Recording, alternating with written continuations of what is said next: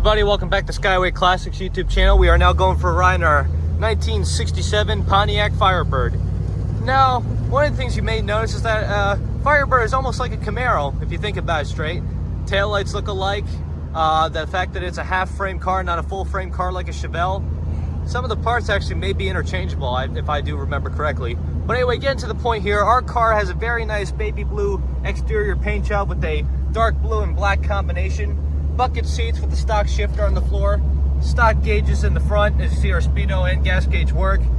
We got our temperature, voltage, and aftermarket oil pressure, as well as a aftermarket radio sound system.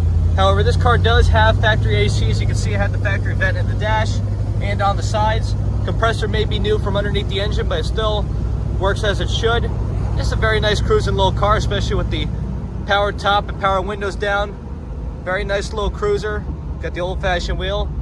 Sure, it turns some heads, especially with those Krager SS rims it has on it. And yeah, sweet little ride. Anyway, we're gonna get her turned around now and get her on the lift. Stay tuned to see the underneath.